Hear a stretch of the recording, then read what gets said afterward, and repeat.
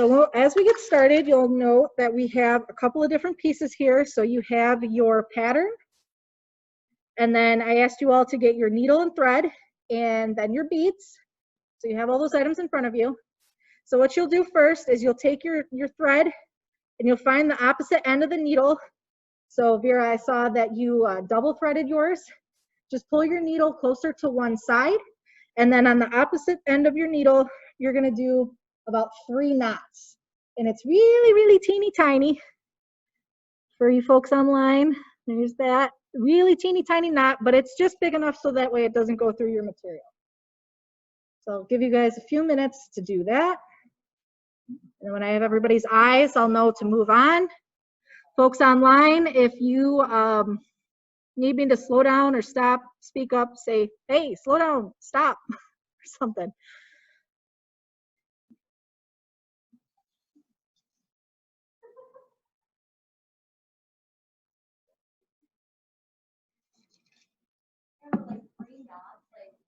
Yep. 3 knots in place. So 3 knots on top of one another.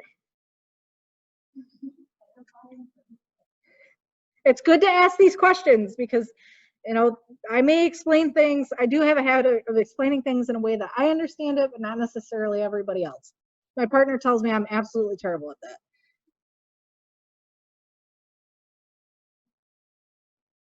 So you just slide that knot on down.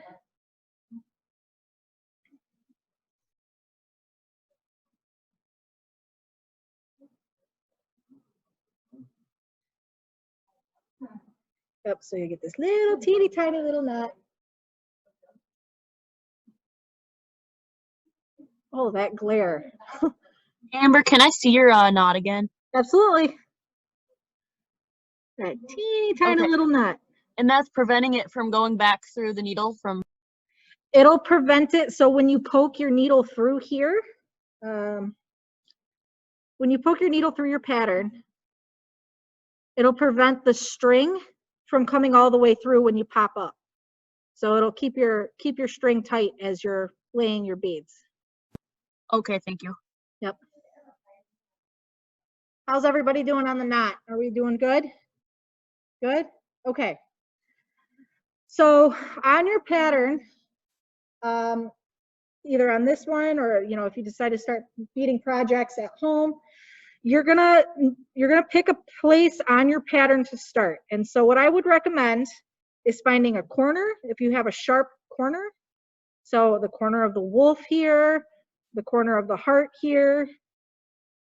For folks online, you'll see the corner of the wolf here, or the tip of the heart right here. And that's where you're gonna stick your needle up through. So you find that good spot, and I'm picking the corner of the wolf, and you'll go up through your pattern like that. Can everybody see? Maybe I need to zoom in a little.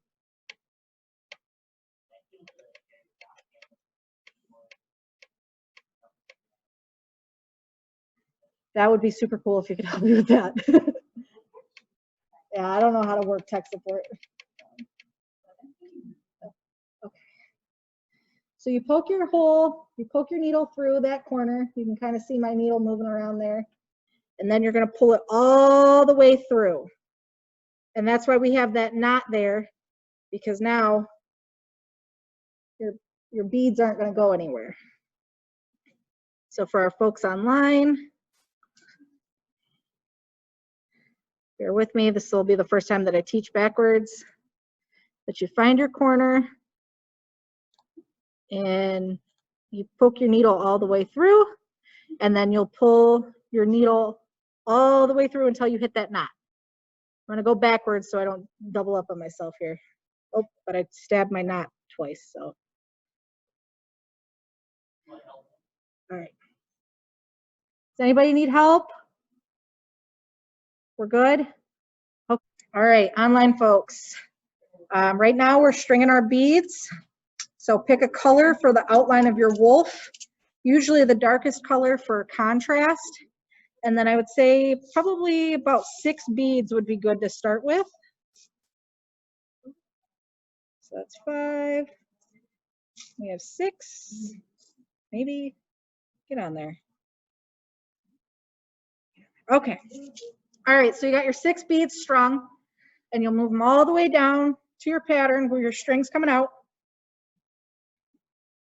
And then you're going to line your beads up with your pattern like that and scoot them on down so they're nice and snug. Scoot them on down so they're nice and snug. And then you'll take your needle. Sorry, I just, let's see. Focus. There we go. So then you'll take your needle and you'll line it up with this lead bead here on your pattern, like so.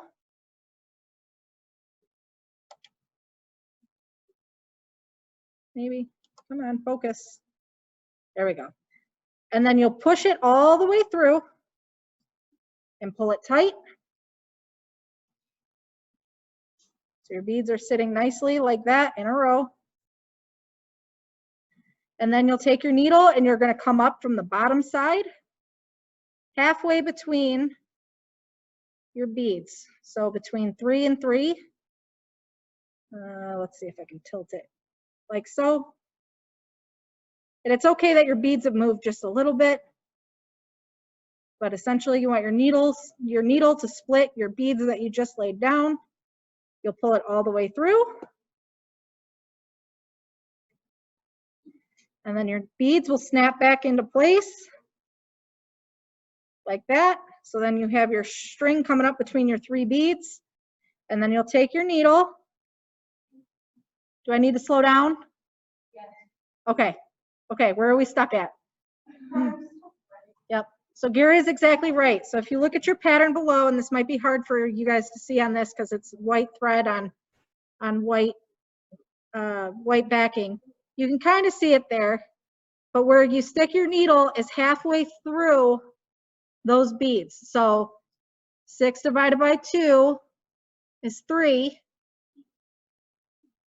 because 2 plus 2 equals fish. No, just kidding. You'll stick your needle between, in between 6, so that's 3. You'll have 3 beads on one side, 3 beads on the other. And so your thread will look kind of like that when it comes through. And then the second part, or the next part of this, is you'll take your needle and you'll feed it through those 3 lead beads, not going through the material, but just going through the beads like that. And then you'll pull it all the way through. Get those beads nice and tight. Tack it down. You got to cinch it down a little bit, kind of like a toe strap. And then you start all over again.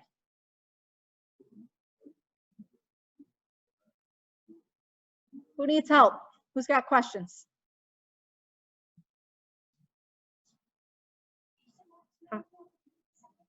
Yes, absolutely. So this is a repeating pattern. So this is just nailing down these next couple of steps is going to be the same thing that you do throughout your entire project. So you take your beads and you string some up. I do 6.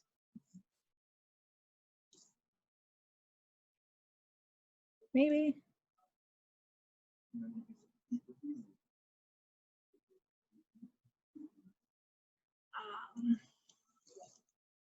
Hey, Morgan, when you get a sec, can you go check and see if Brandon and Fiona are at the center?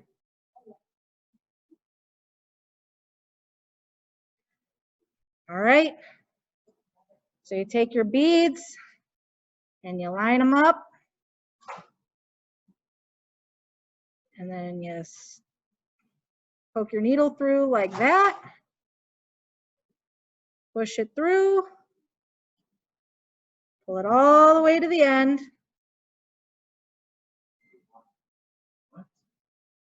And then, Mason, this is for you, bud. And then you stick your needle up halfway through. So 6 divided by 2 is 3. So your needle will come up between 3 and 3. And you pull it all the way through. No, that's not going to mess it up. All right. And then you take your needle and you push it through those 3. And you pull it all the way through. And then you keep stringing your beads. All right. So I'm going to go around and answer some folks some questions. So online folks, bear with us. I'll come right back to you, okay? Next step. So you know how I said that Gary actually brings up a really good point. So 6 is not a definitive number. You don't have to do things in 6. So some of you all went the opposite direction and went up towards the ear, or some of you all went and are about to turn this corner here. So when you get to your corner pieces, or you get up to this little spot in the ear, make sure that your beads fit on your pattern. So like you may only need for this section 4 or 3 beads. So you don't want to overload, because like then your wolf ear is going to have a longer ear than, you know, I mean, wolves with long ears, that's pretty cool too. But if you're following the pattern, make sure the number of beads that you have on your string makes sense. All right. So I'm going to try and catch up to you guys real quick.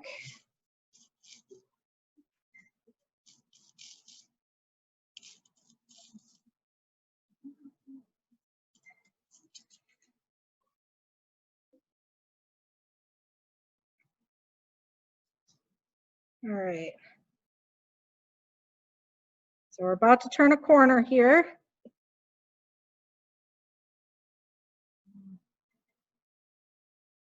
And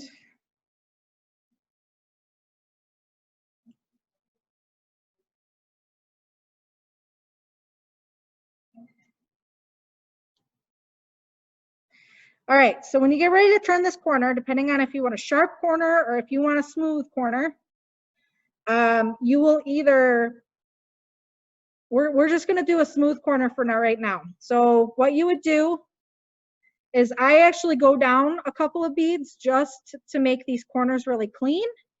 So I'm only going to string 4 beads here. And if you string more than 4, or however many when you're turning a corner, your corners won't look as crisp, or it could actually cause your lines to be a little crooked. So beading's all about geometry, which I was never really good at. And if somebody would have explained it to me in the terms of geometry, I probably would have learned math a lot better. But when you have 4 here, you have a little bit more control over where your beads are going to be placed. And so you stick your needle just like before. And you pull your thread all the way through. And then you come up about halfway. And then you pull through. And then you stick your needle through your lead beads. So that's a term that I use. I don't know if anybody else uses these terms, but I call these beads out in front, like where your string is coming out of. I call these your lead beads. So you want to stick your needle through your halfway lead beads, and you pull it all the way through. And that's how you turn a corner. So when we get up towards the mouth, we're going to want a crisper corner, right? So when we get up to that point, I'll show you guys. Does anybody have any questions for right now? No, working good? All right.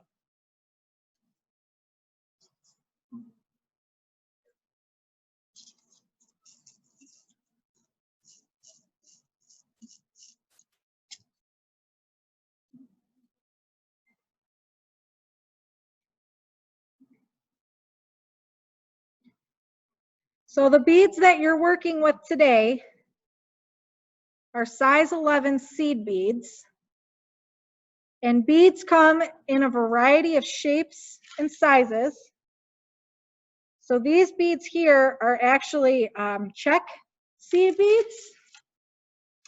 And these check seed beads are a little bit more consistent in shape versus like Toho beads. Toho beads are a little bit more, little more wonky. What's up, Gary? You want to pass those around? Oh yeah, those are perfect. They're cut. Okay. Opaque cut. They're clear. These are the translucent. Transparent cut. Yeah. So Gary very graciously brought up another kind of bead to share with everybody. And I'll show you guys on the camera here first, but these are a little bit bigger, right? So in comparison, so that's your size 11 versus your, I don't know, I would consider this more of a, not quite a pony bead, but this is like an accent bead. So you notice this one has a rougher cut. It's got some sparkle to it. It's translucent. The hole in the center, I know you might not be able to see it on the dot cam, but I'll pass these around too. The hole's a little bit bigger, so you can use a thicker gauge thread, or you can use a thinner gauge thread, whatever you are comfortable with. It's a size 10. It's an 8. Okay, so this is a size 8. Thank you, Gary, for identifying your beads. And so I usually use these for the edge of for edging. So as you can see here on this medallion that I brought, well, that's about the same size as some of those edges. Whoop, if I don't drop it first. Ooh, come on. So I use these ones for edging just because they're bigger. They got a nice luster to them. So you can use the same here, or you can use it like in the center of your beadwork for an accent piece. It works as a jewel. But I'll see that your size 11 is much smaller than the size 8. So that's important to know what kind of beads you're working with, because that'll tell you what size needle. So the needle that we're using is a size 11 with 11 beads. So if you use a needle that's bigger, like a size 8 needle, your needle's not going to fit through your beads. It's the same thing with your thread. So today we're using, let me just double check and make sure so I'm not telling lies. Okay. So thread, the gauge of the thread is actually measured different. It's measured in letters rather than numbers like the needles are. And so the thread that we're using is B Nymo thread. And Nymo thread is like a polyester kind of thread. It's plastic. So that way it's got more durability than a cotton thread. And I find that with Nymo thread, you actually don't have to use beeswax. So there's a lot of folks out there, like a lot of old school beaters that'll still use, see, Gary's got some over there.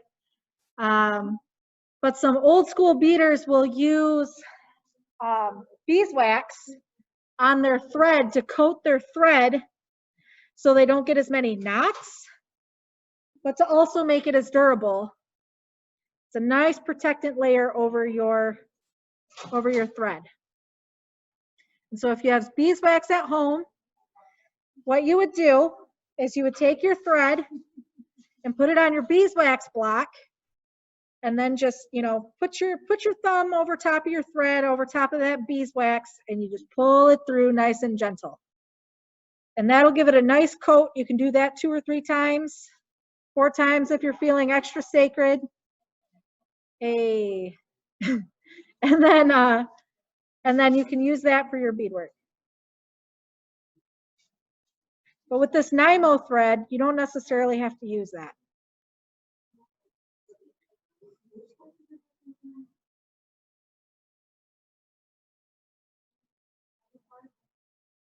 How are we doing out there? Pretty good? Yeah?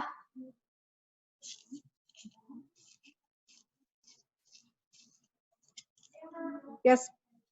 I feel like Migwetth. So I'm a little slower, but that's all right. That's okay. I like stabbed it a little too far up, and That's then fine. I tried putting it through the lead beads, and it got stuck, like the needle. So does that mean I did it wrong? No.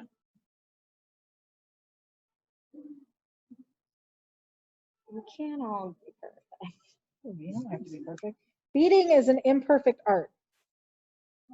There you go. Migwetth, why'd you make that look so easy? Because I've been doing it for 15 years. Yeah, so I'll tell you guys, my first beadwork, my first couple of sets of beadwork looked awful. Like just absolutely awful. So one of the first pieces that I did, like I said, the first one I did was my brother's, which was just a basic geometric pattern. So that one didn't look too terrible. Plus when he's out there dancing, you can't really tell. But for some of the finer pieces, so there was one time I was making a pillow for my former boyfriend that was stationed in Okinawa, Japan, as a Marine. And so I would make him a gift, which is usually what we do with beadwork. We usually give it away as gifts or as, you know, ceremonial pieces, thank you, you know, whatever, birthdays. You'll see folks that will buy it too, but I like to give most of my beadwork as gifts.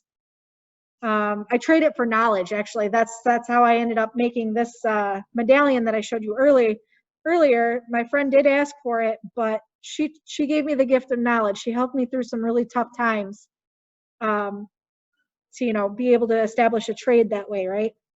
But anyway, that first piece of beadwork that I did had like really intricate pieces, and man, did that piece look terrible. My outlines were so thick. It was before I knew how to work with different size beads on different parts of the project. And so, you know, this is an art form that takes time to perfect, but it's also just an art form that can just, you know, be for yourself and indulge in that self-care. That is the most important part about beadwork. It's not necessarily about how it looks all the time, but how it makes you as the artist feel. And so if your beadwork, it makes you feel good just by doing it, and that's all that really matters. It's that self-care piece. Okay, so I'm gonna show you guys how to turn a sharp corner. So I'm here at the mouth, and I'm tacking down these beads here. And the way that I turn a sharp corner, and some folks may do it differently, but instead of going through a lead bead here, I come halfway up like you normally would. So you come halfway up between your lead beads, or between your beads, and you pull it all the way through. And instead of going through the lead bead like we have been before, like this, you're actually going to go on the other side of where you poked your thread through. So then you're like stitching over top of your thread. So that's a technique that you'll find in double beading, which is not double needle beading, holy smokes, which we're not doing today. We're doing a flat stitch today, but that's a technique that I use to turn corners, because then my string's not coming out of this bead, right? Because we use it to tack it down, but it'll help my corners be crisper because I'll poke my needle up through exactly where I want to go on my pattern. And the thread is not going to drag this bead here around a corner, so it's a little bit sharper. So when I lay these beads, I'll show you exactly what I'm talking about. That looks like a fiver there to me.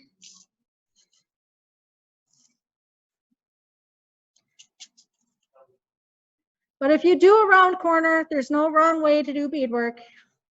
So your corners can look as round as you want them. But see, when I lay my beads down like this, see how sharp that jawline is?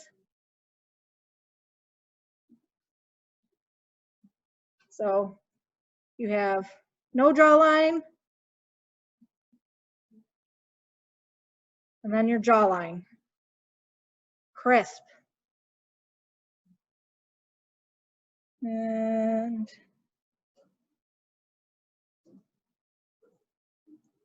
then you pull it all the way through. And you got another crisp corner here coming up. So then you take your needle and you go halfway through. If I can get it to go through, there we go. Go halfway through, pull your needle all the way up. And then you place it down like that on the other side of your beads. Push your needle through, pull it all the way.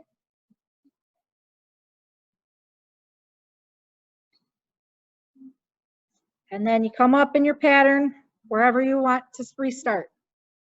So right there at that jawline.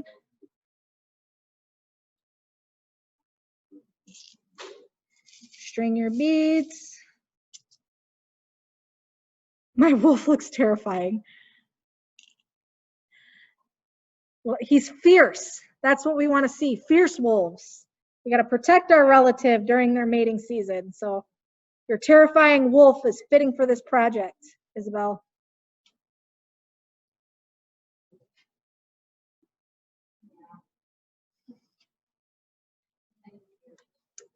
Oh, there's a light on this. Did you know there was a light on here? I'm learning new things every day. Oh, there we go. Now we have like sun power. All right, is that easier for everybody to see now? Sorry, we're operating in the dark. Us old people don't know how to work technology sometimes. Oh, Isabel, like I said, this is the start to a new journey.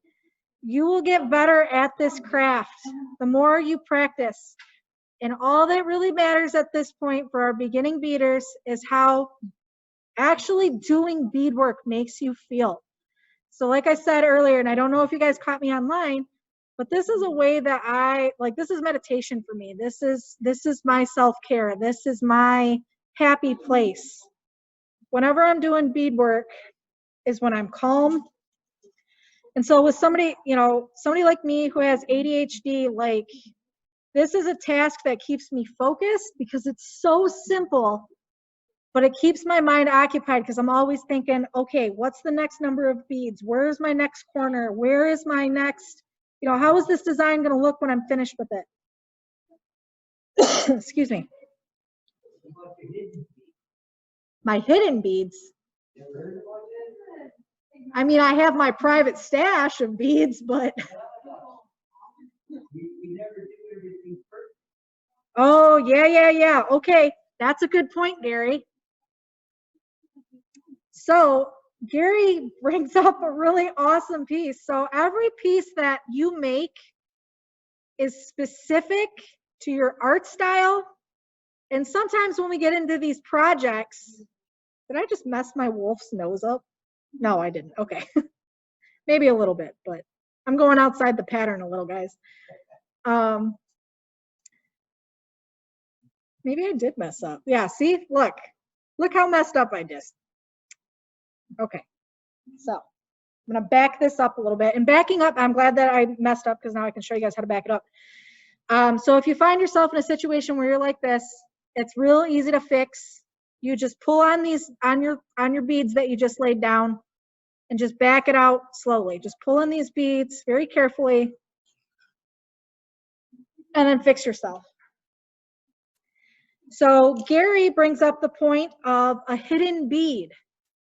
So when we finally get down to some of these projects and, you know, we don't have enough beads to either throw back in a plastic bag and we just throw them in this big container called our soup beads is what April calls them. Sometimes there's a bead that doesn't match color in your pattern.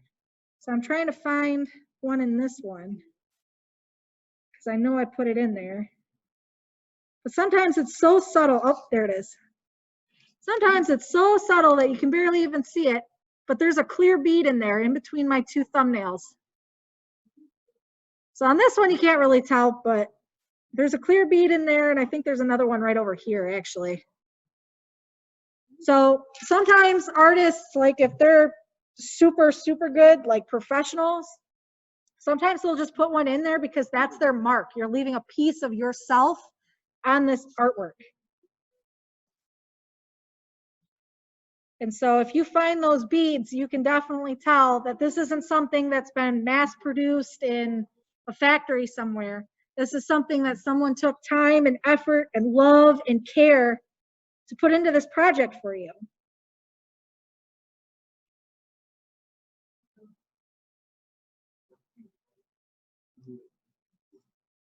How are we doing out there? Does anybody have any questions?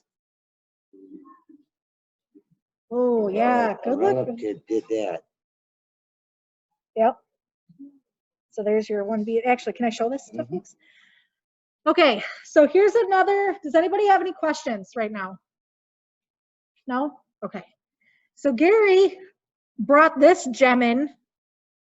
This is a different style of beadwork we have here. This is peyote stitch. This is more of a brick stitch, peyote stitch. But this is really good for doing round objects. And this is where that geometry comes in. So this is probably why I'm not really good at peyote stitch. Because you really have to use math to kind of figure out this pattern. And you have to be able to think forward a whole row ahead of time to be able to do this.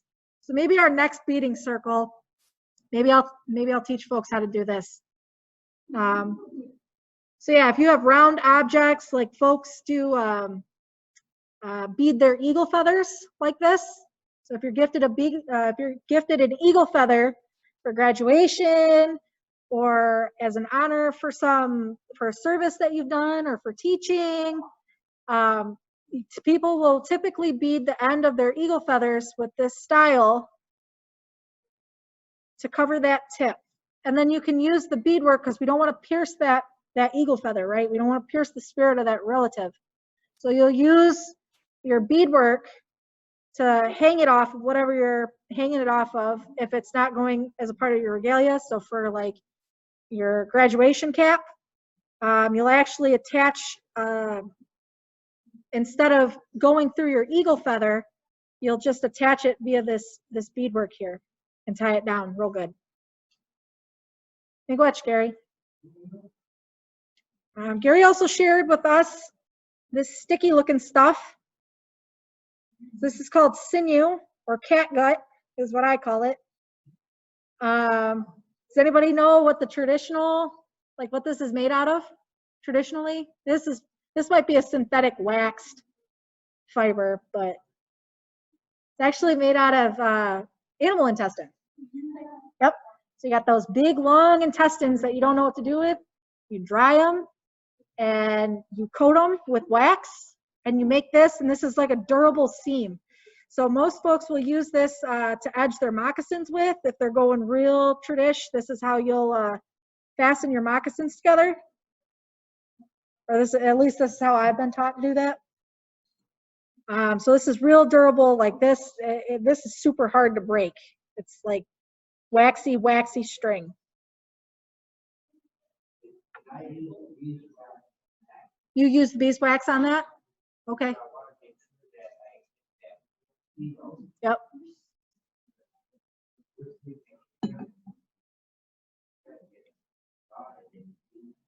Right. Yeah, so you can use this for some of the thicker beads, or like pony beads, or those size 8 that Gary was showing us earlier. And yeah, so that way your beads don't fall off. But he just said it for those folks that online that couldn't necessarily hear him. Ani Kateri, he uses beeswax on this to keep that seal super tight as well.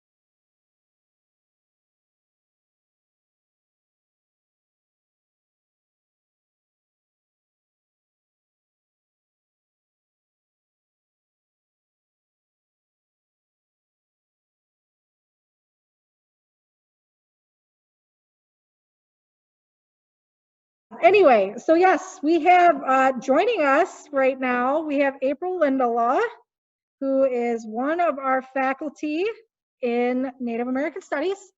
And April actually started our beadwork class.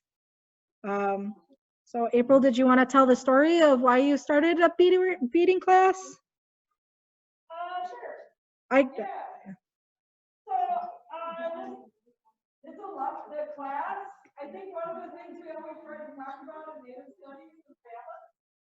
And staying in balance, and I was at the time, really hard administrator, not as a faculty. And I needed to do something that would help take care of me too in my heart. And I love to teach beading. I've taught beading classes and workshops off and on for the last 25 years. And decided to start something. Oh gosh, this was probably 12 years ago. Wow, 12 years ago. Yeah. So anyway, we have that, and we already have taken it over a few times, taught it, and I hope to get back to teaching it because I think it really does something for feeling good. Right. So make it something and do it. So like I said, guys, like that's super important. And I mean, you've heard it from the person who created the class itself. Beadwork is medicine. Like this is something that, we do for ourselves just as much as we do for other people, because it's healing, right? So Migwetth, April, for creating that class for us. No problem at all.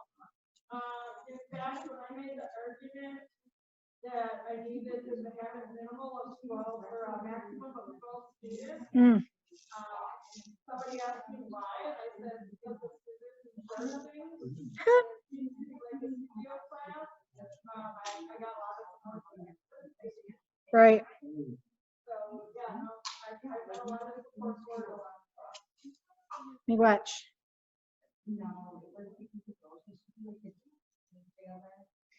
Yeah, it's super important.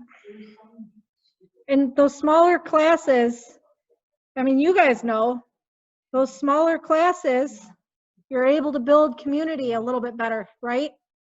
Versus being in a room with 100 other people. You're in a room with only 12 folks. You'll be able to get to know those people, know who they are, where they come from, have conversation. It's the same thing with beadwork.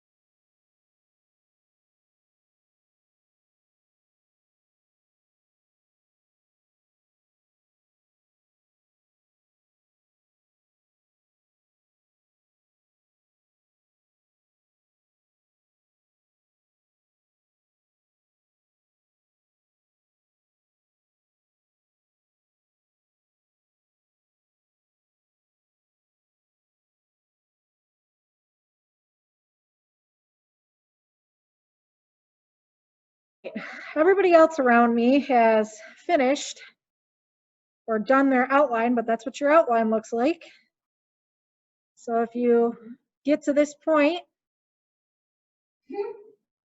you can start on the outline of your heart, or what I prefer to do is to finish the piece that I'm working on, which is the wolf. And so we'll fill in our wolf.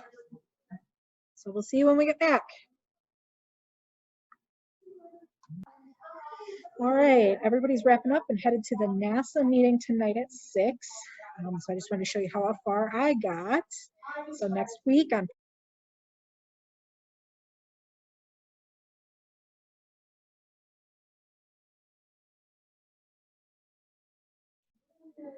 all right, we started the recording.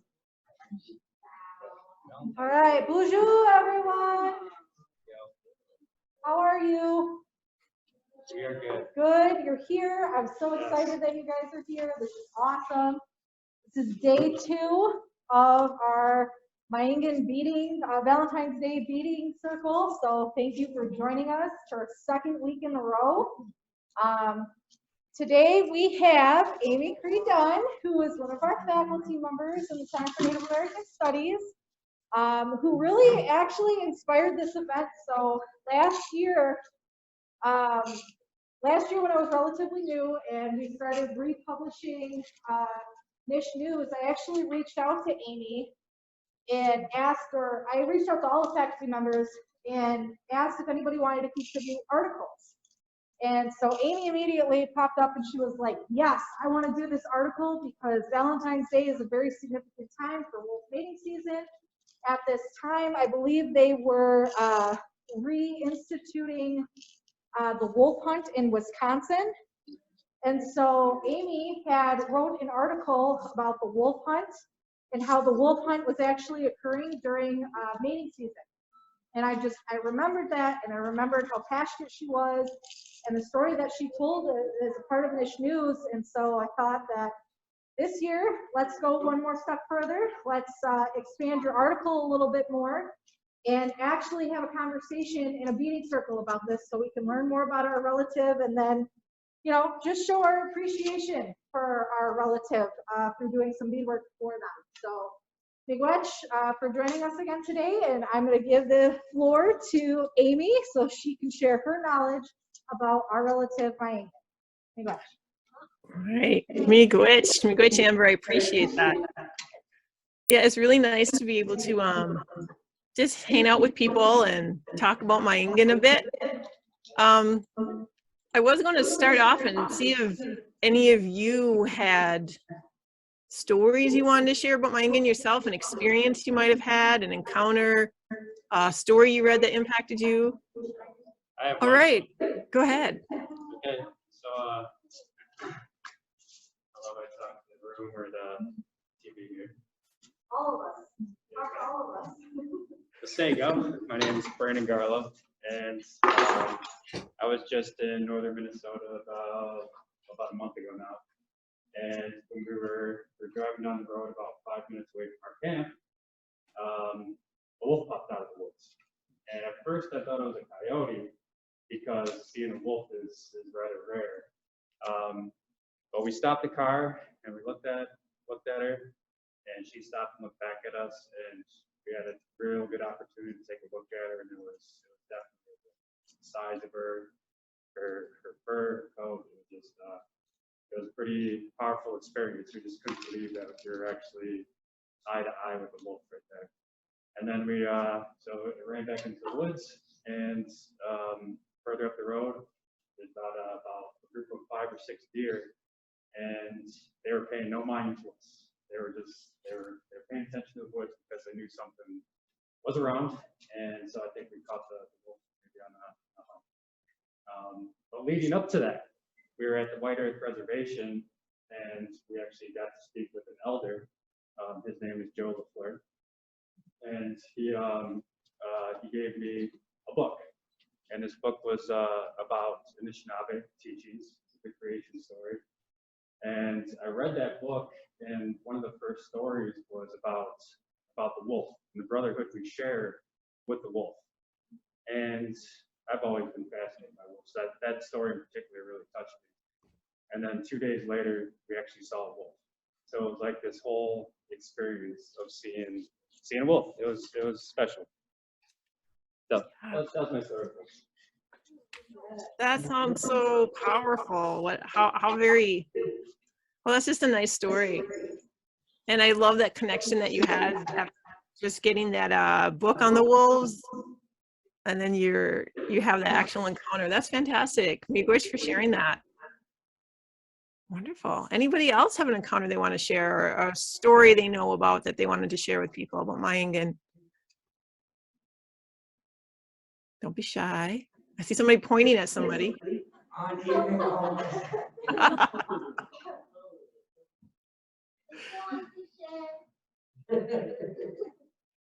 Who wants to share? Yeah, whoever. Hi, Aimee. How's it going? Hey, Brazil. Good. How to about see you? Doing pretty good.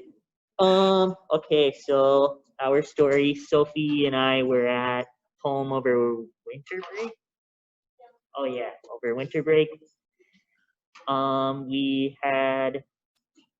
We were out on the on one of the res roads, and driving down a bumpy dirt road, and then we thought we saw a huge husky like run across the road because there are dogs around in that neighborhood, and just another res dog or something. But as we drove up closer, we what we thought was a dog was in the woods and kind of like past the ditch and in the wood line a little bit. And then we look over, and it's huge, and it's staring back at us, and we realized it was definitely a wolf. We had our dog in the car at the time, and he was just kind of staring back at the wolf too, and did not bark at all, which was funny. Like Oli, his name is Oli, he's usually barking all the time, but we kind of had this moment where we were looking back at the wolf, and he was looking back at us, and it was pretty amazing moment, and first time I've seen a wolf, and first time Sophie's seen a wolf too. So that's my story, I think. That's awesome. Yeah. That's neat. So you again, I'm hearing both of you so far talking about seeing a wolf and having like this direct eye contact or looking at each other. Yeah. That's really It wow. was pretty crazy. Awesome. Yep. I love it. Migwetth, Brazil. I have a question. Can you guys hear it echoing back through to me? Because like I can hear my voice there. I'm fine. I just don't want to be bad audio for you guys. You're good? Good. All right. Somebody else, Brazil. Migwetth so much. And was it Brandon? Those were wonderful stories. Other ones to share. Anybody?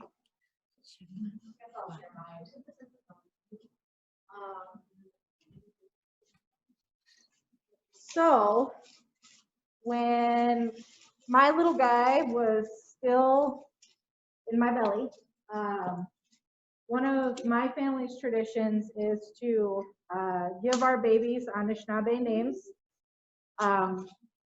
once they are born. So my partner and I had ceremony, and he's actually Ojibwe, so he's Sagchip Ojibwe, and I'm Potawatomi, and there's a little bit of a language difference if you guys haven't caught on to that yet.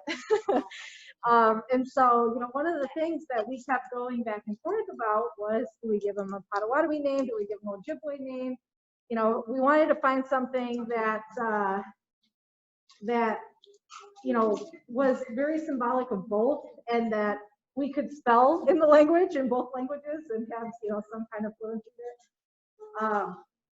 So, when we were going through ceremony and later that night, we had a dream, and Dominic and I both had the same exact dream, like before we even shared it with each other. And so as we were waking up and we were telling each other our dreams, and we're like, holy smokes, we both dreamt of the same wolf, a wolf singing in the timbers. And so I quickly grabbed my Minnesota People's Ojibwe book, and I got on the internet and I found my Potawatomi dictionary through Pokagon Band, and I was like, okay, looking through all this list and everything, and we found the name Mayangan, which in Ojibwe is for timber wolf, and then in Potawatomi, the translation is wolf that sings in the timbers. And so that was, I've never had an encounter with a real wolf, other than the ones that come to me in my dream, which is that's how my son got his name. So. Wow, that's powerful, Amber. And I would say you may not have had an encounter with a physically real wolf, but that was certainly a real wolf in your dreams there. That's, spirit speaking. That's powerful. What an awesome story. Wow. That's great. Wow, I'm enjoying this so much. You guys can let's just keep sharing stories. That's awesome. Anybody else have more they want to share? Mom, that includes you too. Well, I should tell the one about But do you have any mom or anybody here? It's my mom back there, Linda. Forrest, we pop in and out too, I'm sure. Any other encounters or stories you guys want to share? Oh, I think they're on the table. When I was growing up, I grew up mostly in northern Wisconsin, and we used to hear wolves fairly often. And it honestly really wasn't, I don't know, to maybe 15 years ago or so that I came to realize it's not usual to hear wolves even in the Northwoods. I didn't realize that. To me, wolves in the Northwoods, Migwetth and Anishinaabe King, they go hand in hand, and that's how it should be. And of course, before colonization, that is how it was. If you take a look at any of the maps they make, Migwetth has a traditional territory that goes from the Arctic all the way down to Mexico and even into Mexico. So it's that traditional territory.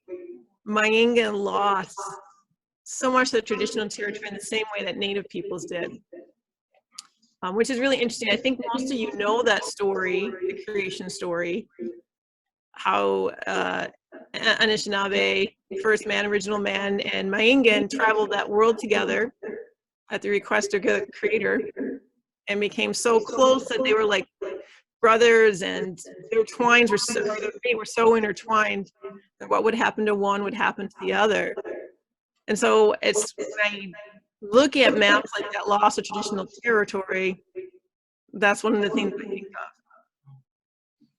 of. And our relative Migwetth today is still facing loss of traditional territory, right? To the point, it's really interesting. One of the leading Western scientists, David Meach, he talks about how we need to become accustomed to a world in which we regularly manage the population numbers of Migwetth according to whether or not human beings want them around. And that we need to stop thinking of them as needing wilderness, and we need to think of them as a managed animal. And I couldn't help but think of, the 1800s in particular, that huge loss of native land, confining to reservations, and then people just shrugging and saying, well, it's sad, but going to have to deal with it because progress is here. The settler society is here. So there is so much that kind of, those fates being intertwined in so many ways. But anyway, back to growing up in northern Wisconsin, we heard wolves pretty often. And like I said, I didn't realize it was such an unusual thing. So I've seen wolves. I think the first time I saw a wolf was in northern Minnesota when I was in college. And that was out, I think it was along the Knife River, driving back with my mom and my grandma, maybe my sister was with too. And we just saw this wolf, like many of you were talking about, just come out of the edge of the woods, stop, and look at us. So interesting how I keep hearing people saying that wolves stopping and looking, sharing that exchange, not just dashing off and afraid, but sharing that exchange. And we had a similar experience, must have been about 10 years ago. We were looking for a campsite here in the UP in summer. And we were down in the Garden Peninsula trying to find a campground that wasn't crowded, one that was remote. And we've become so popular lately in the UP, it's hard to do that. But we were on the edge of the garden and we were going down this 2-track rutted road, and suddenly this big long-legged dog, we thought, it was nighttime, just suddenly came out from the road right in our headlights and just started running along with us. And as we drove along, we're like, that is no dog. It was, you know, it had really long legs. You know, it was a wolf as you looked at more and more. And it just trotted along the road with us for a while and went off into the woods. So that was really, really neat. I think the funniest story I have, when I was living south of Lons, KBIC, probably about 20 miles south of there, we were out in the woods not far from the Ottawa National Forest. We were the last house on our road. There's only like 2 houses on our road, and the next house is a couple miles down a dirt road kind of thing. And across, well, like our house was close to the little road, and then across that little road was a artesian-fed swamp that had a wolf track that ran through it. You could see where the paw prints were. They were regularly there. And then we also had farm fields on another side of us from neighbors. And you often saw wolves on the edge there, or coyotes, which is interesting. So usually, you say they're usually not together. But when there was this one time in the middle of winter, our power went out, and we had just went to a place where we got some really good healthy meat that was all frozen. It was in our freezer, right? And the power goes out. So we got all that meat out and we were browning it up. I don't know how many pounds we had. And we needed to still store it. So I went out in the middle of the night. We must have been about 10 o'clock, and I put it in a cooler outside on the porch. I heard coyotes howling, as I often do. I howled back to them like, oh yeah, whatever. They were somewhere in the distance. And all of a sudden, I stopped howling to coyotes.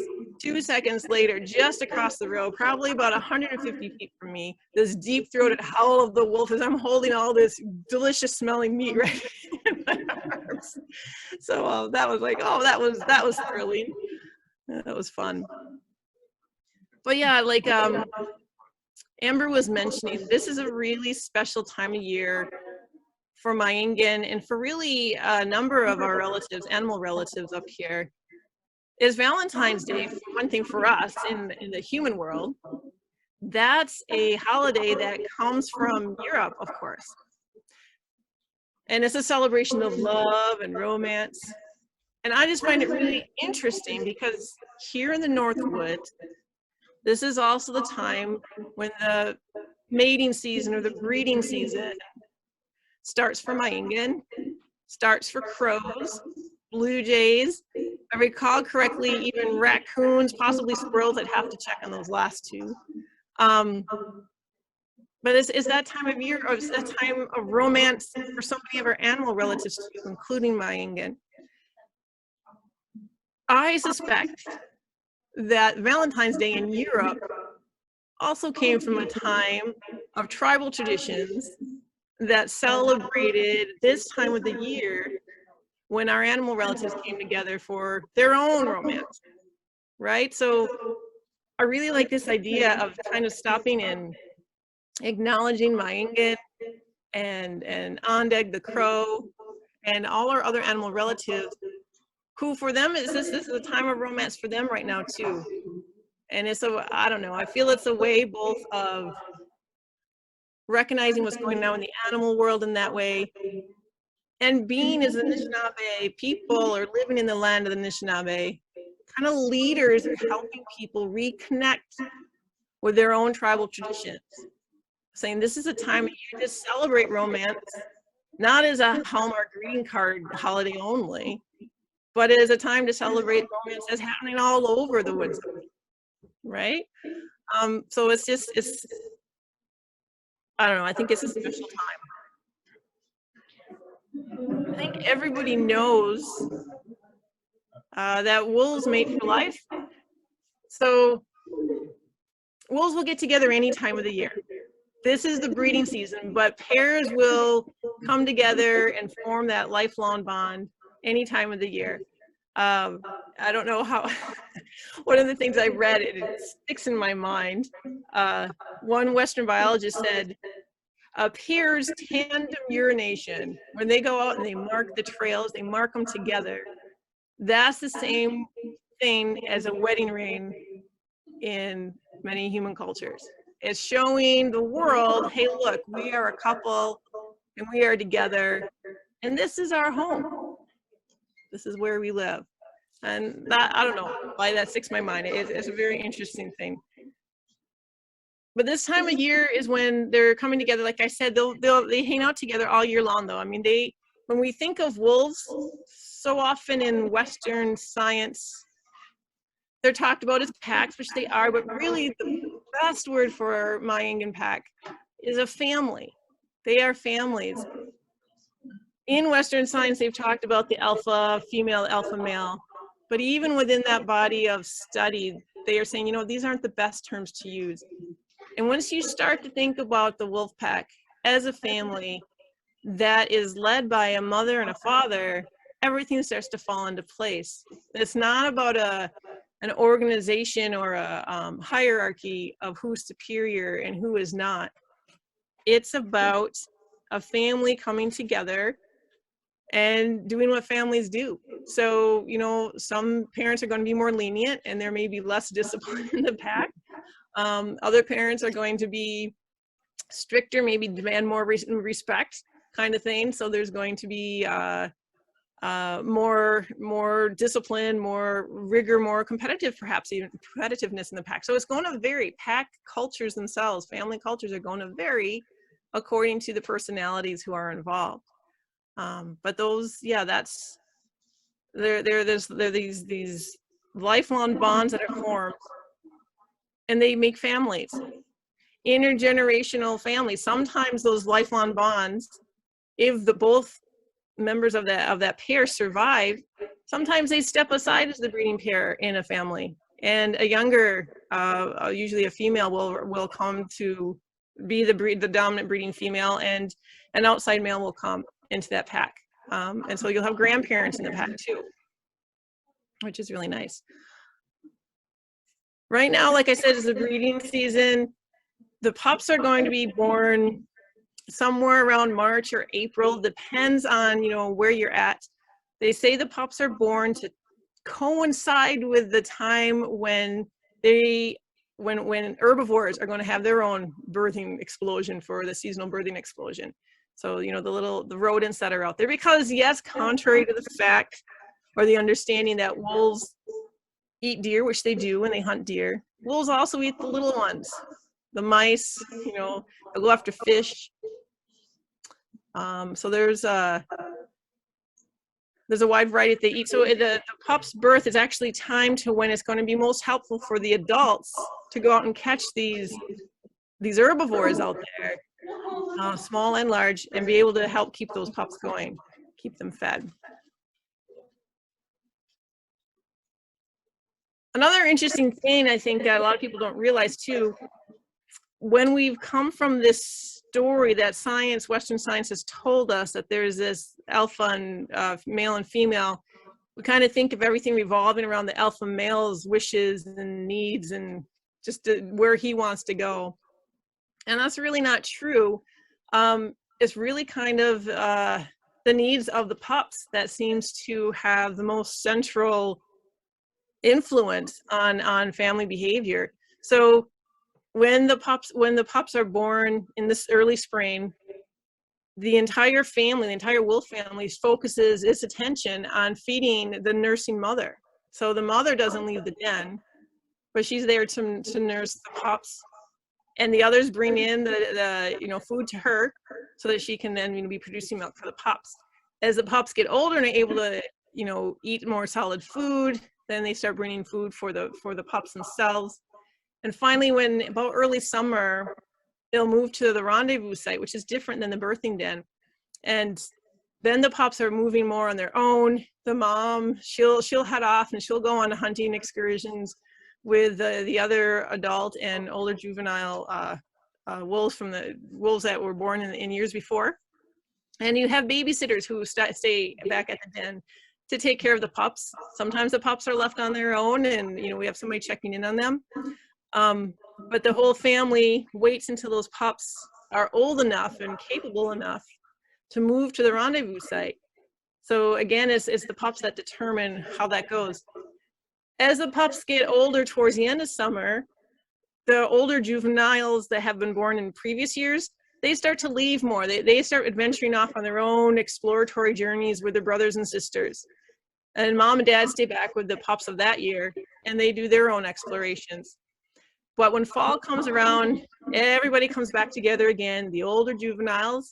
Of course, mom and dad are still there with that year's pups, and they start preparing the denning site for the mating season and the eventual birth the next spring. And what's really fascinating is with these wolf families, they have found that den sites can be used year after year after year by the same wolf family. So there are places where they know for certainty that one wolf family through the generations has used the same den site for over 50 years. There's another site on an island far north in Canada where it looks like the same wolf family, generation after generation, has used the same den site for over a couple of 100 years. So this sort of idea of wolves having traditional territories, their families having traditional territories, is a very real thing.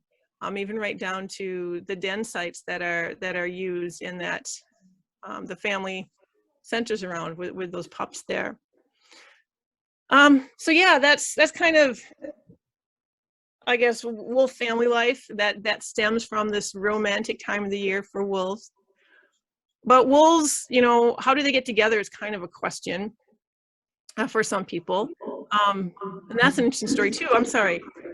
Did I hear somebody? No? Okay. Just myself.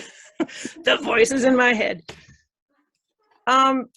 Wolves, a lot of times, like I said, sometimes the older breeding couple will step aside and one of the female wolves will step forward as the breeding female, and another male from outside the pack will come in and they become the dominant breeding female or breeding couple.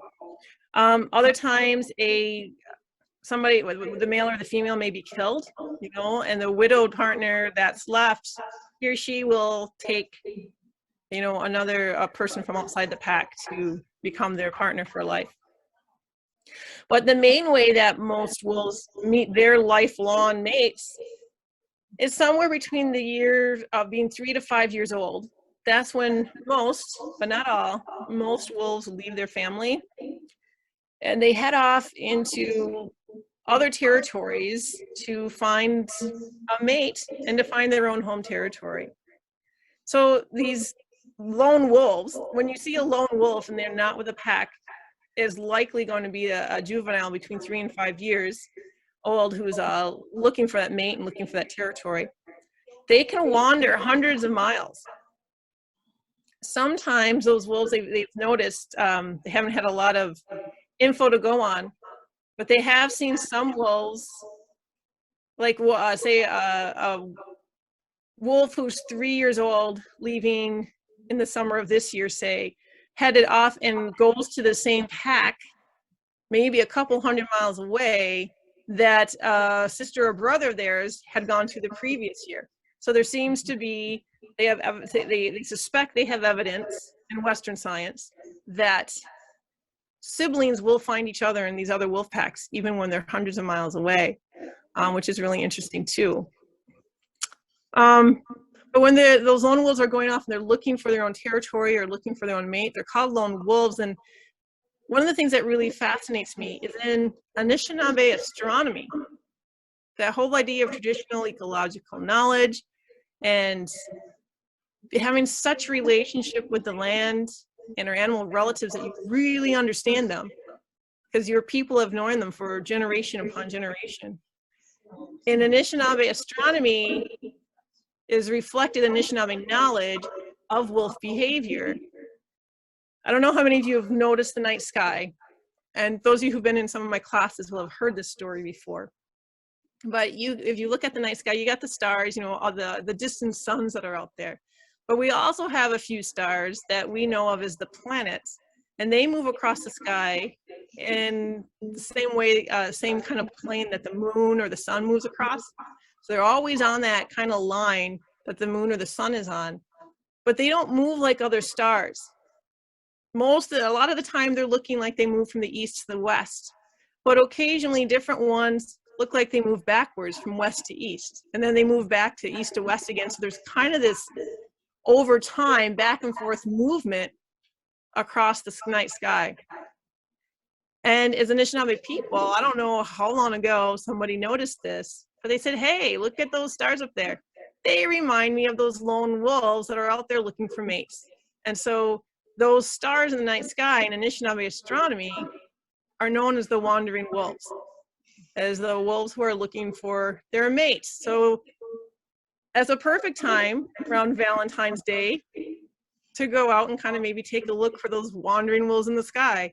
The ones out there who are looking for their lifelong partners, their lifelong mates out there. And right now, since we're almost to the spring equinox. Well, we're halfway kind of between the winter solstice and the spring equinox. So you'd want to take a look somewhere, well, it's going to be in the southern sky still. So the equinox, you know, the moon's, or the sun and the moon are going to be halfway between the most northern part and the most southern part that they'll ever get in the sky. So you want to look a little more in the southern part of the sky, and you should be able to see them. A lot of times in the evening is the best time. So there's some of the brightest stars, sometimes in the morning. So yeah, take a look there for those wandering wolves. I don't know, I think, yeah, those are some of my favorite aspects of Mayangan and going along that whole theme of romance during this time of the year. Not to end it on a sad note, and I won't end here, but the wolf hunt that Amber referenced with Wisconsin last year, it was supposed to be a week-long hunt. Within 3 days, 216 wolves were killed. This is at the end of February, and about 46%, I believe it was, of the wolves killed were female. Given that this is the wolves' breeding season, many of those females were absolutely likely to have been pregnant. So it wasn't just killing, you know, the wolves, which was terrible enough. It was actually going after that next generation, this year, what would have been this year's pups. So that was a really sad time last year, and really, really crazy. So I'm glad this year, not one of the, neither Minnesota, nor Wisconsin, nor Michigan, none of them have a wolf hunt this year. So at least not during this time. Let's hope they don't in the fall either. But this Valentine's Day can truly be a nice, fun, romantic holiday for the wolves, or, you know, at least a time for them. If you, their romantic time can be a good time for them this year. So Aimee, when these wolf hunts happen, like how does that disturb the rest of the relatives that depend on my existence, the rival here is? What kind of role does it play in that community? That's a great question, Amber. In terms of numbers, doing actually a lecture in my Indigenous Environmental Movements class on the wolf hunt tomorrow. So Gary, Shelby, you'll be hearing some of this again. But interestingly, I think it was in 2012, the number of wolves that were in the Anishinaabe Akin in the Great Lakes area was roughly about 4,100, maybe 4,600. And after, there was about 1,600 wolves killed total over all the seasons, including last year. And so we're still relatively at the same number of wolves that we had back in 2012, roughly around there, which is interesting. Because, you know, they say with coyotes that even if you try an eradication campaign, they just have more pups. You can't kill off coyotes.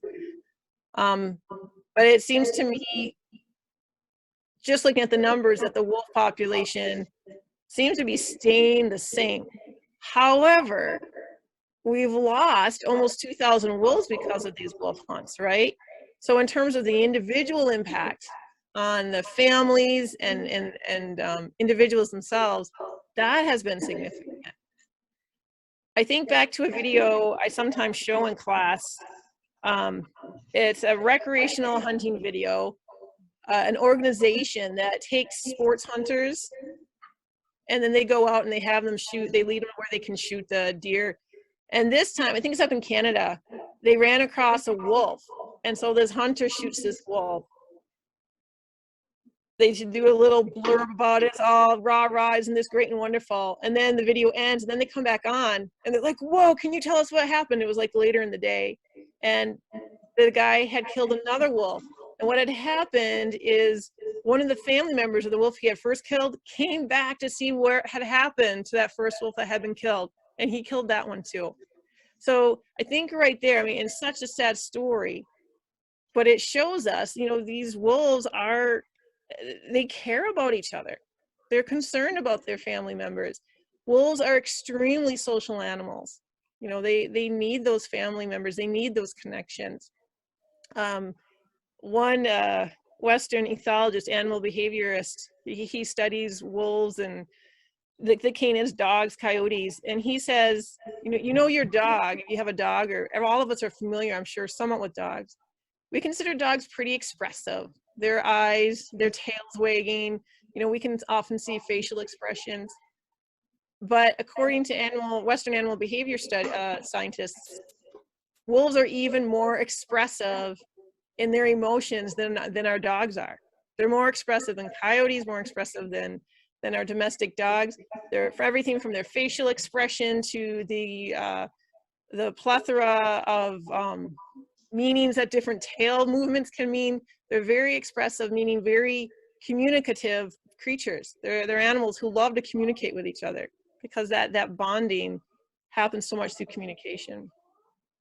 Their howls too can be heard over miles and miles. And if anybody's ever read Farley Mowat's Never Cry Wolf, which is an excellent book if you ever get a chance. It's a book that when it came out in the 1950s was hugely discredited by the Western scientific establishment. They did not like this book. And I think even today you find Western scientists who don't like it. But if you read the book, everything that's in that book, he was a biologist himself, and he left it because of how he saw how biology was treating the wolves. But everything he has to say in there has been held up by Western scientific studies. His two primary sources of information were an Inuit elder and his son, and he learned so much from them, and direct observation of a wolf family himself, just getting to know them as people, right? But if he was accurately portraying what his Inuit people were telling him, those people were telling him that the wolves communicate with each other over long distances, and that wolf howls will convey information like what wolf pack is traveling through the territory. If caribou are coming, you know, they might be 25 miles away, but they're coming. That they were very specific communications. And if he's conveying it accurately, his informant was telling him that he could understand some of the communication. Like he had grown up, his family had been generation after generation with these wolves and knew these wolves really well, to the point that they have been able to observe when the wolves were communicating in a certain way that these other certain things happened. So they're able to kind of listen to how the wolves were communicating. They have a variety of communication, like we said, and able to predict, oh, the caribou are coming because we heard the wolves telling each other that. And they would go to where the caribou should be, and there they would be. So yeah, all of this being indications of how strongly bonded and connected to each other wolves are, how important wolves are to each other. So yeah, these hunts have devastating impacts on the families and on those communities in that way. Yeah, I feel like I got wound up there. Go back to coloring. The lesson is what has happened on Isle Royal. Because there was so much inbreeding. I was actually going to ask you to bring up that video that you had done in class, so it was funny that you talked about it. That's awesome. Yeah, it's a creepy video, but so telling. I know, I hate it, but it's such a good example of, yeah. It is. Well, that's good to hear. I'm glad you told me that because I feel bad sometimes showing it because it is so awful. No, well, that was the most important segment of the class for me because wolves are my like everything. So, so yeah. Yeah. Yeah. Well, that's good. Migwetth for letting me know. Yes, Migwetth for sharing with us, Aimee. Sure, definitely. My pleasure.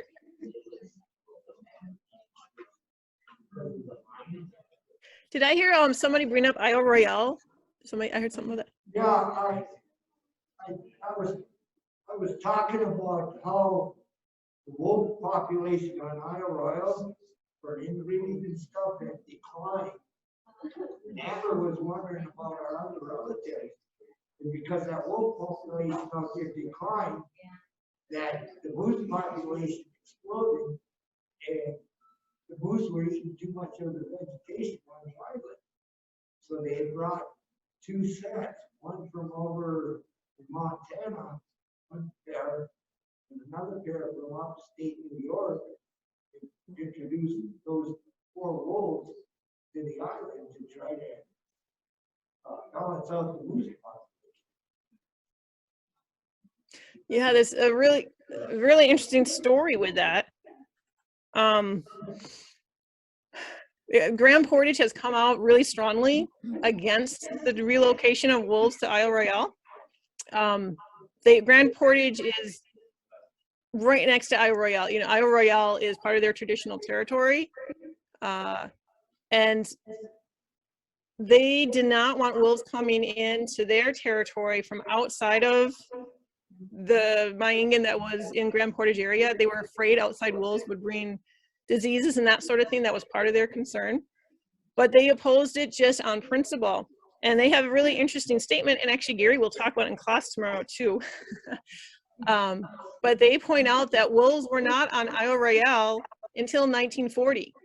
This wolf-moose population is not a historical relationship that goes back very far. And the wolves came over on ice bridges that formed through the winter. So they came over of their own free will in the 1940s, possibly escaping human population pressures in northern Minnesota, you know, 1940s, thinking about that. So that wolf-moose relationship is new. And having wolves on Isle Royale is a new thing. And so Grand Portage said they came over of their own free will. Ice bridges form all the time, not every single season, but they form frequently enough that wolves from Grand Portage have gone to Isle Royale and then come back because they don't stay over there. And so Grand Portage says if the wolves are going over there and they don't want to stay, you know, why would you be forcing them to be there? Let the natural balance of that island work itself out. And Grand Portage referenced how they've had a hunting relationship. They would often, as a people, go to Isle Royale to hunt moose for generations. And they're saying this moose-wolf relationship is new here. So they were pressured by the federal government to actually go along with it. And they said, well, the only way we'll go along with it is if you first try relocating wolves from Grand Portage to Isle Royale, because we don't want these other wolves being introduced and bringing, you know, heartworm and other diseases they could bring in. So they did. I think it was 4 wolves from Grand Portage, and they, in the sedation process, I know one of them died.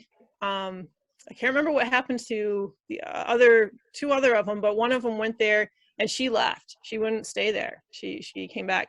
And that's another kind of interesting thing with wolves, is that they call it translocating, I'll call it kidnapping. If you go in to a wolf family and you take that wolf from their family and you take them someplace else and release them there, they will try to find their way back home. And if they're within 80 miles of their home territory where their family is, they'll find their way back home. Most of them are successful. So that's another indication. We think it's okay to move these animals as we see fit, but they don't like it. They don't want it. They don't want the radio collars on. There are wolf packs that have gnawed the radio collars off, and then they teach other packs how to do it. That was Linda Hogan in her Dwellings book, talks about scientists who were writing about this. Wolves don't like it. So it's interesting. And with the whole Isle Royale thing, I often wonder if it's not so much the moose wolf predator prey relationship they want to maintain, that's only a few decades old, or more it's the longest standing predator prey scientific study that's being done. And so I wonder how much more is a vested interest in keeping their laboratory going rather than the best interest of the wolf and what's good for the land there, for Anishinaabe King in that area. Because Grand Portage is very strongly opposed to it. Yeah. So they're really interesting. That's sad when you think about it that way, that folks are more invested in keeping their animal research laboratories open rather than doing things about the animals that they're studying. I mean, Yeah. Where's the reciprocity of that? There is none. Good point. I remember somebody who had a relative working in the Federal Fish and Wildlife Service. She said, you know, it makes careers. And yeah, Amber, that's such a great point. Where is the reciprocity in that? I mean, at that point, that's really no different than how they treated Anishinaabe and other indigenous people and other indigenous relatives instead. Yeah. They forced us on reservations and took us away from our homelands and as a means to be prisoners and eventually studied and now, this is wolf revitalization is just as important as cultural revitalization in our communities. Yeah. Yeah, I couldn't agree more, Amber. It's a great way of putting it. The good question was asked in class yesterday. The individual going into the practice wanted to know how can we get away from power and put radio sensor on. And Aimee said it pretty quick. Go ask the local natives. They'll tell you what the animals are. The Inuit are telling us right now that polar bears started. Now, why is the polar bear started? We can't get out on the hunting ground because there's no ice for it. So how do you do it? That's what the natives will tell you. In fact, you probably find that the Inuit won't be hunting the polar bear for a while. Because they know enough that animal ain't going to be around. Probably.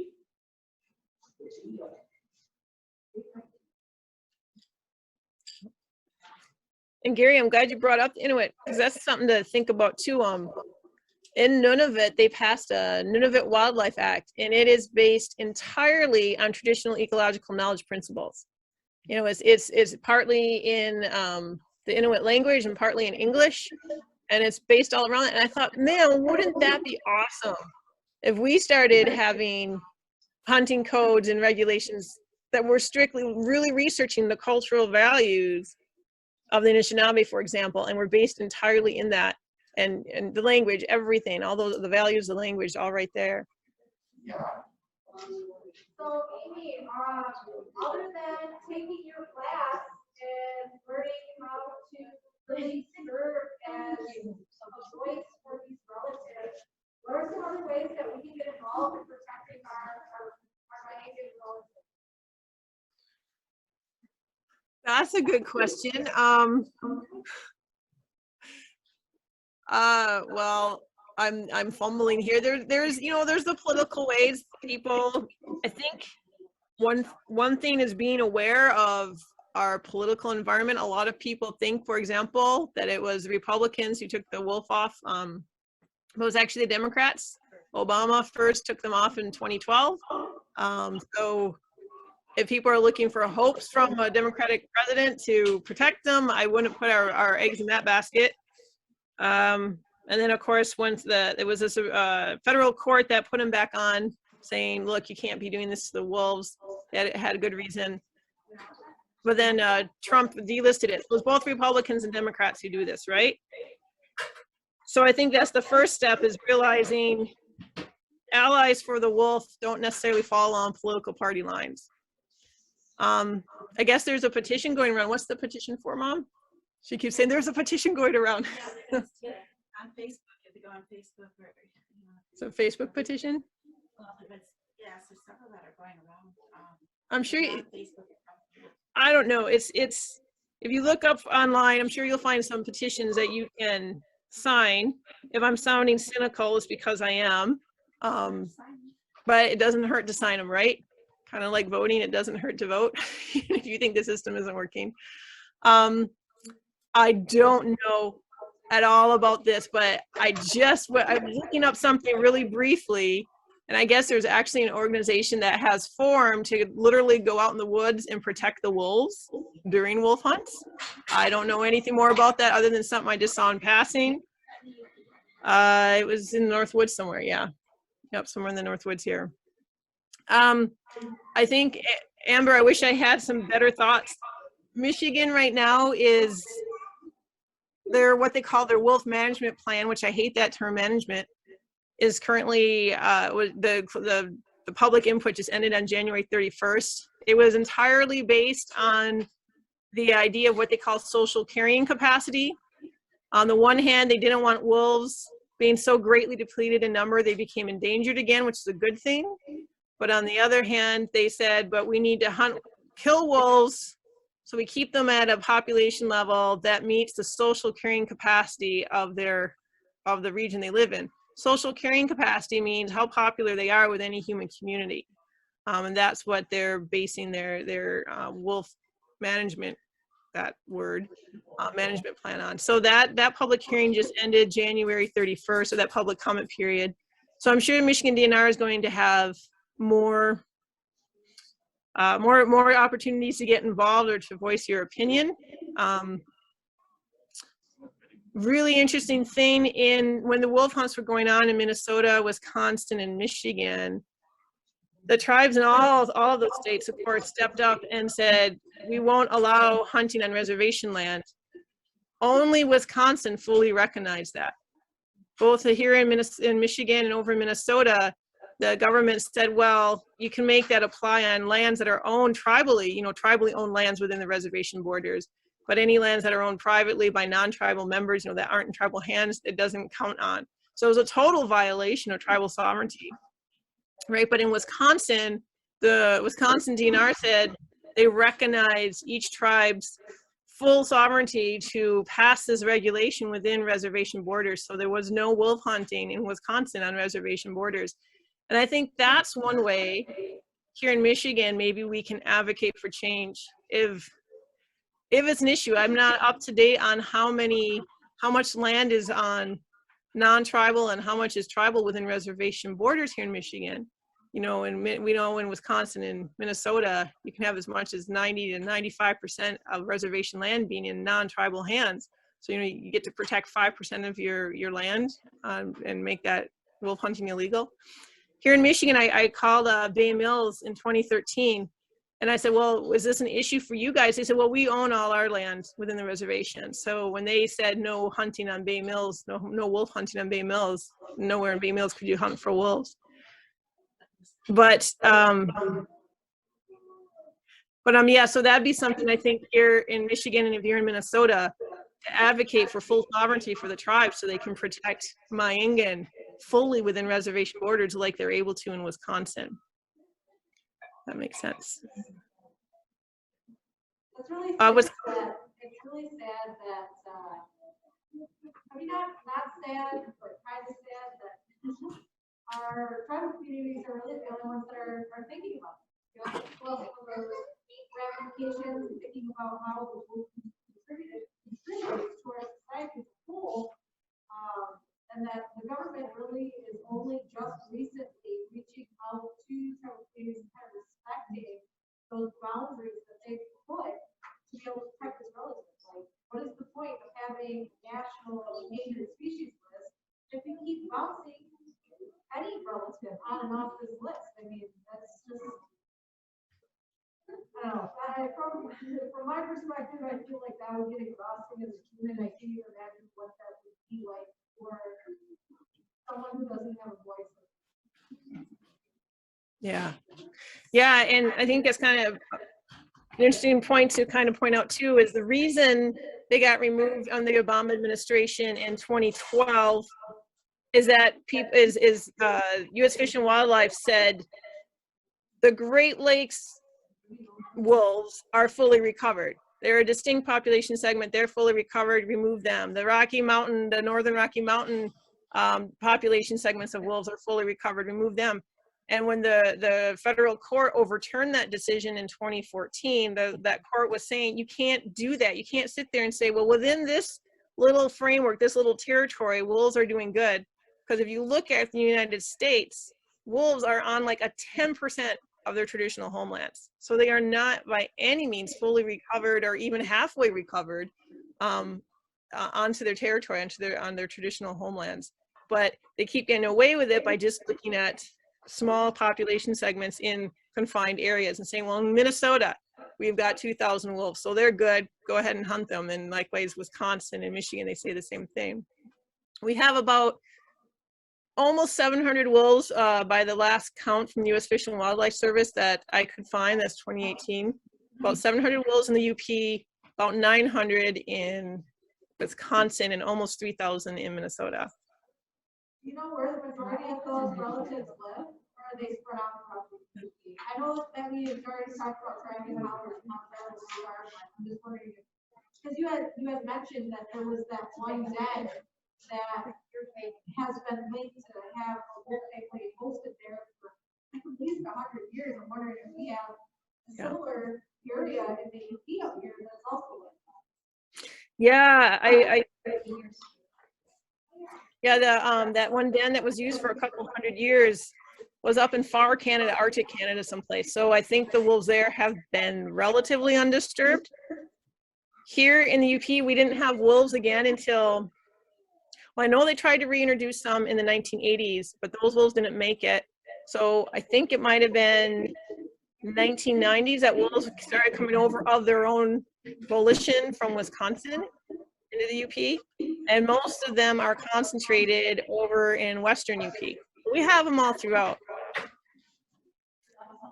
Yeah, that's a kind of a good point too. 1973, when the Endangered Species Act was passed, according to U.S. Fish and Wildlife Service, the only wolves left in the lower 48 states were in northern Minnesota and on Isle Royale.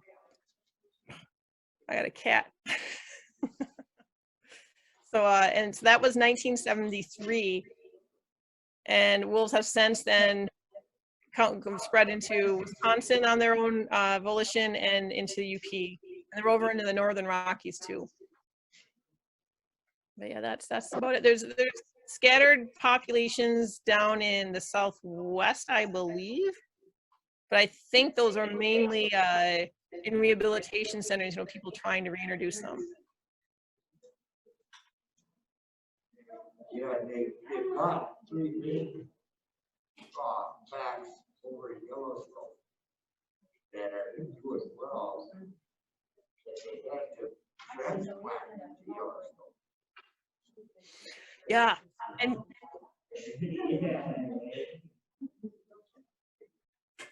yeah, the Yellowstone wolves I think are doing pretty good, but there are problems like the buffalo. If they leave the borders that don't mean anything to them, they can get shot on sight, right? At least the wolves can. I know buffalo get shot. I don't know if they have to call people in. Wyoming, as far as I still know, still has a shoot on sight policy with wolves ever since they were removed. Montana, Idaho, I think they're not good at all either. You know what's interesting? In 2012, when the wolves in the West were removed from the Endangered Species Act, it was as a result of a congressional act. This had never happened before. U.S. Fish and Wildlife Service they're the agencies responsible for saying whether a species should be removed from the Endangered Species Act. There was a budget bill in Congress in 2012, and it was about the budget. Somebody attached a rider to it saying the Rocky Mountain gray wolf would be removed from the endangered species list. The bill passed, and Obama signed it.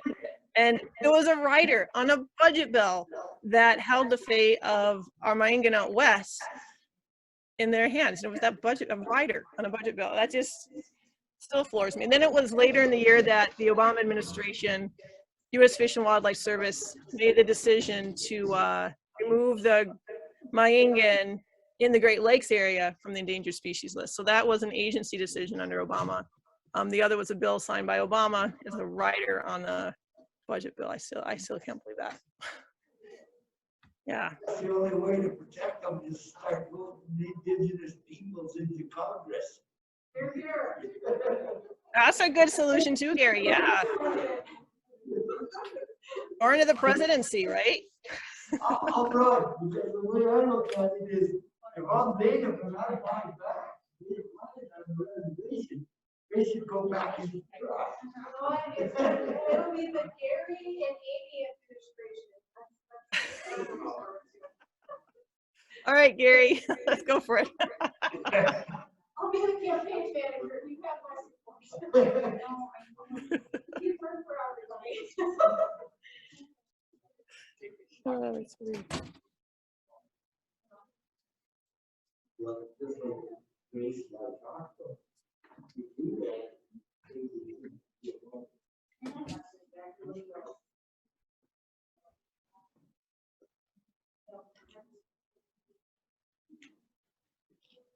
You know, kind of speaking of politics and legislation, that such, the Michigan DNR game management or wolf management plan, again, I hate the terminology.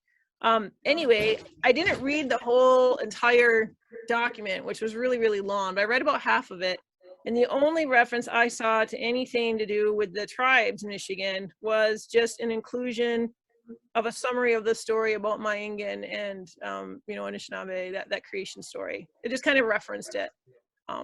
So I didn't, maybe I missed it in the latter half of the report, but I did not see anywhere where they said they wanted to, you know, change the way they did wolf hunting, follow traditional ecological knowledge guideline, nothing.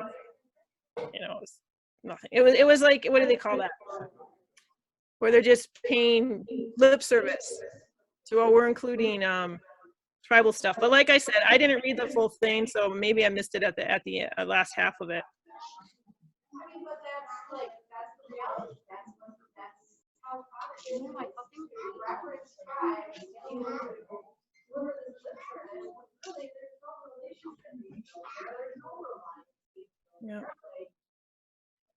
Yep. Don't slap a tribal label on anything just to get past. It's really disheartening because we have a lot of knowledge to be able to make sure that, you know, these relationships stay intact, but that way it's mutually beneficial for everyone. That's how we were created to be as individuals. And non-indigenous folks are really fighting that, and we're not seeing the benefits of that. It's very disheartening. Yeah. Yeah, it's amazing. I know in Wisconsin, there's been a recognition that the tribes are partners, but they've had to adopt the Western manner of speaking. So they're considered partners in resource management, which is horrible. You know, Migwetth, white-tailed deer, and muckle, whatever, they're not resources, they're relatives, right? So to be forced into having to use that terminology, I think is really awful. But if we could figure out a way to get the states to recognize, I want to say tribes as the lead partner, but at least as partners in their own traditional territories, that'd be a huge step forward too. And to make them change their terminology. So we're not talking resources, we're talking relatives. Like how hard would not some impact, you know, we have all of these different organizations like PETA and ASPCA who advocate for animal rights. Like, how hard is it to indoctrinate this terminology that species that share the planet with us are relatives? Yeah.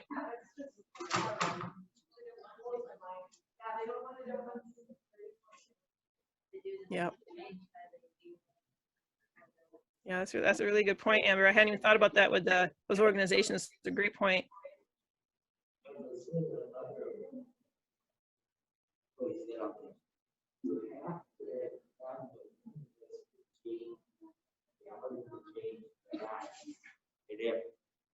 government ain't gonna do that. Because they're big bucks. If they can find a way to make money off of it, then they're gonna do it.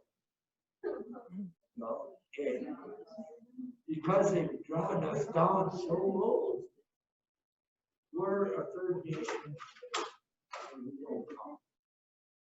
But I know for a fact in my hometown, they brought the news, they just pick up St. Louis, Bay Area, and it was St. Louis.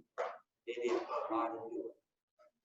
Well, and then, so I guess, Aimee, like, there are a couple of relationships that are happening with tribes, especially out west. Like I just saw in California, they gave those redwood forests back to the tribes for the stewardship of that area.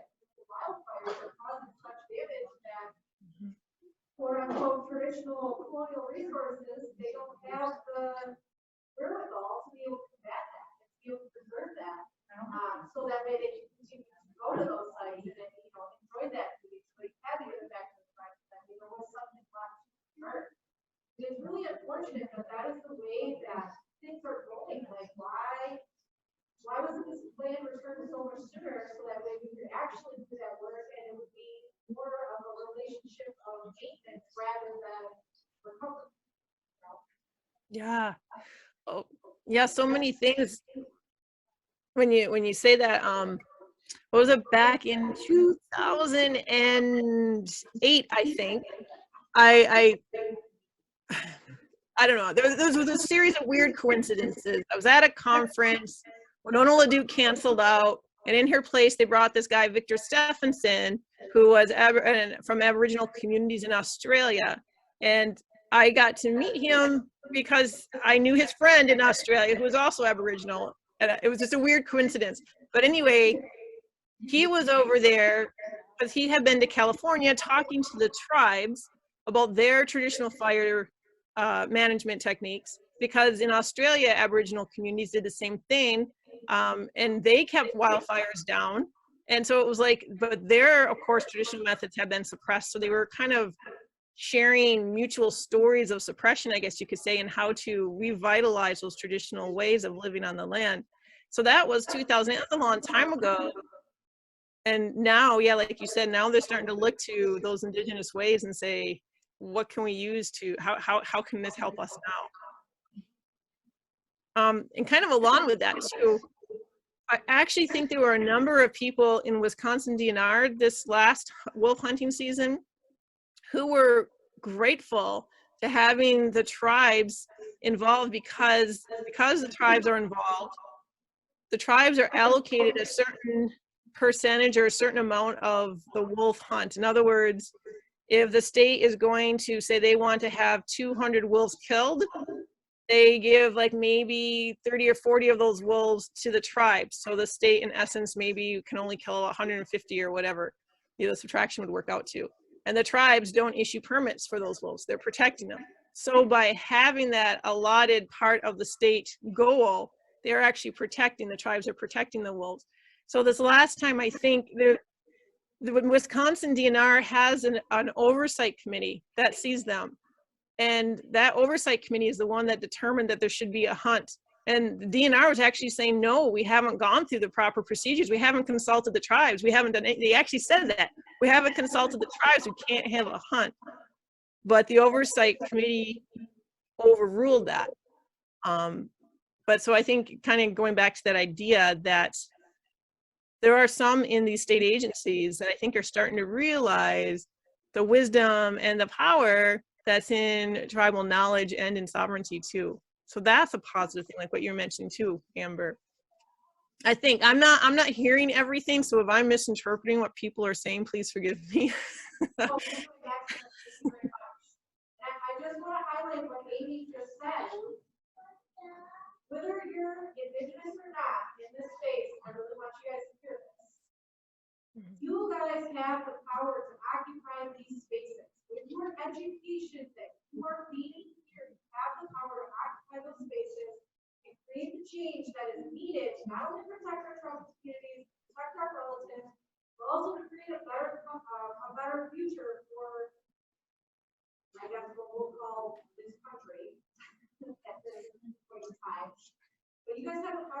change that. And it's seeming to really, there are some areas, there are really some areas where we're starting to see that. So whether it's government, whether it's education, whether it's land conservation, whatever it is, you guys have that power. Keep moving forward with that. And remember, what we do today, how does it affect our seventh generation? I try to get philosophical in meeting circle, but that's what it is. That's what the meeting circles are about. Well, you know, going along with what Amber's saying too, I think it's really important too to keep those people on the land and to realize how rare and precious that land knowledge is. That if you are one of those people who is able to have that personal relationship that comes from daily living on the land, that is something most people have a very difficult time being able to do because of circumstances, needing to make money, be where the jobs are. So if you have that opportunity to be one of those people, don't lose that, right? That's part of our education too. And it's free.